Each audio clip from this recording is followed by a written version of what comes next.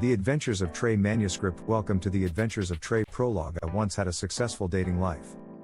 By that I mean, I was handsome, and there was no shortage of eligible female candidates. Every adventure seemed new and was carefree. It was the 80s and 90s. And life was good. Then I met the one. I noticed her around the office and just liked to watch her hair bounce as she walked. Friends thought there was mutual interest, and a year later we married. It was 23 of the best years of my life, as close to a soulmate as you could imagine. Then disaster struck. Almost 7 years battling cancer. In the end, we lost. And I was on my own. It took some time for me to realize I didn't want to be lonely the rest of my life. So I went hunting. The Adventures of Trey are about what I found dating again in my 50s. A bit of realism. I do not believe that dating sites are designed for you to win. That may seem counterintuitive, as their stated purpose is to help you find love.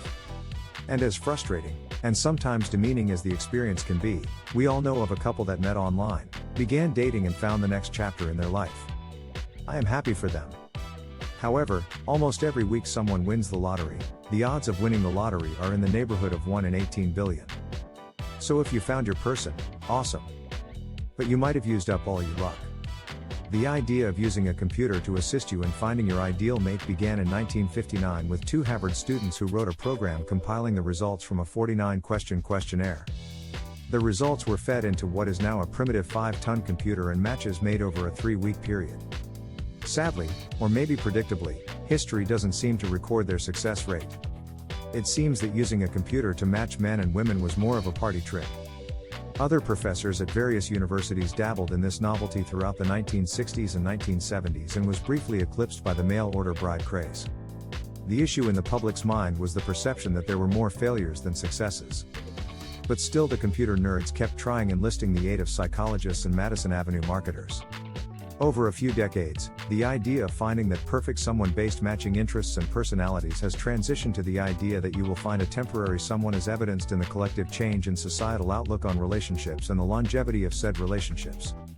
Promiscuity and high divorce rates feed the desire to find someone outside of your circle of friends, someone new and mysterious.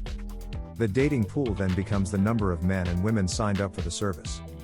And yet, despite all of apparent red flags in online dating, a 2017 survey cites it as the #1 method of meeting someone. Note that they don't say marriages. 40% of couples state that they met online, followed by meeting as co-workers. You might remember when there was a time when you were told never to date anyone at work, as the breakup could savagely derail your career. We never listened to good advice. The most interesting statistic is meeting through friends. Once the king of ways to meet that perfect person, the practice has fallen off dramatically with the rise of online dating. In my own experience, as I sought the best way to find that perfect person, I convinced myself that approaching women who knew me well and asking for their help would yield some solid dates. I was, after all, a good man, with many accomplishments to his name. And I possessed the ultimate advantage of being able to weave 2 words into a cohesive sentence. Sadly, no luck. In the first instance, Christy worked with a lot of women and for years talked about how she had hundreds of girlfriends who were just in search of a guy who would treat them well. After weeks of patiently waiting, her husband confessed that hadn't put any effort into it. It seems she was more afraid of failure than she was of helping me find love. In the second, Jules was a nurse working in a hospital with numerous divorcees.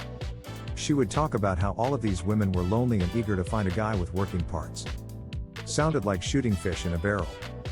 However, after 2 weeks she did produce 2 candidates that her husband was happy to share with me.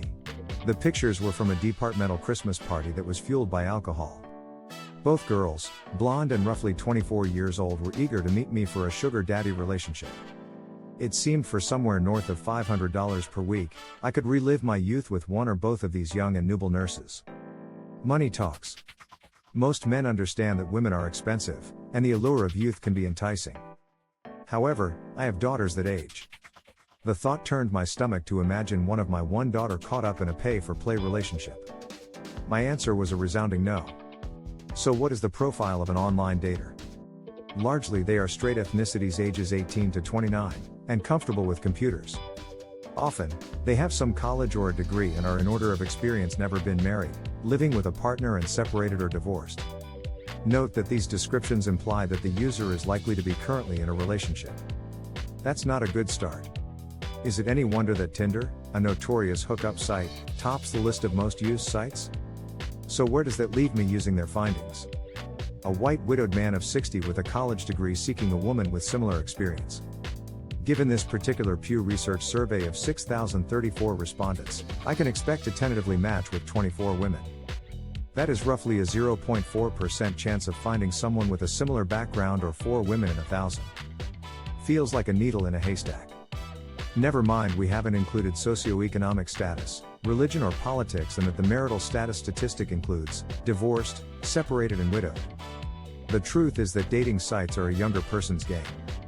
And if you find yourself on one of the more target mature adult sites, you will quickly find that the number of potential mates is equal to or less than the more popular all ages sites. The proof is in another Pew Research survey that quantifies overall satisfaction with online dating.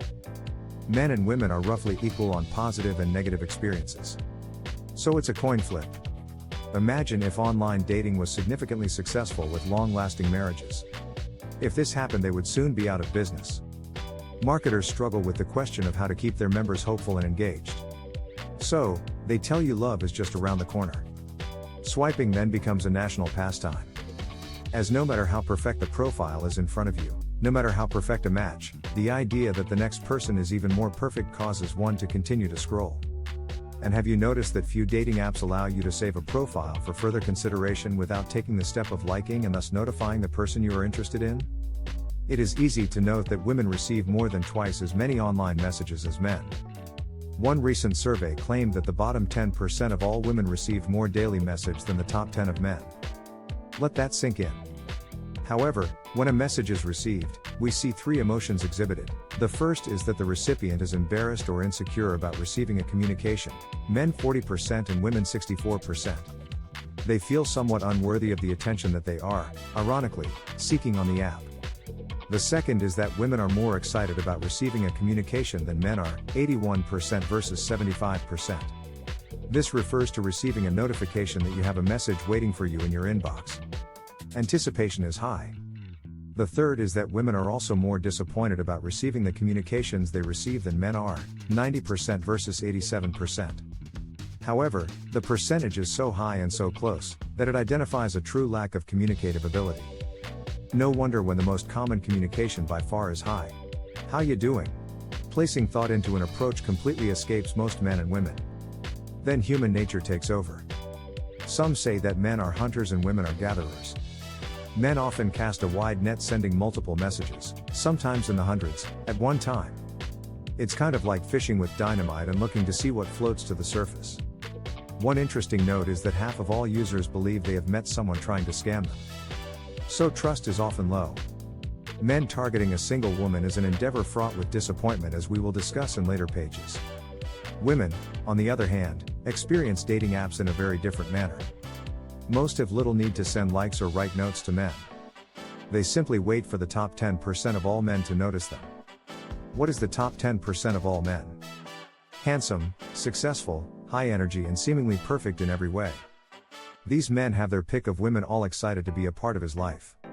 This attention is reinforced by experience. Men will date down just to satisfy a temporary urge and then leave. She, despite being a 5, 6 or 7, hangs onto the experience, believing that this Chad, who hit it and quit it, will return in another form and re-establish the excitement she felt. That may have been 20 years and 50 pounds ago. But still she believes she can command the attention of the top 10%. So being a good man, kind, faithful, loyal and hard-working rarely considered in her mental equation. Only the man who can excite her and create emotional swings in her. Frustrating, huh? These stories are dedicated to lessons learned about the modern dating world and nature of both men and women, particularly for those of us in our 50s and 60s who remember a different time and morality. Keep in mind that while I will use some statistical research to support my observations, the fact is my observations and conclusions are mine. Your mileage may vary.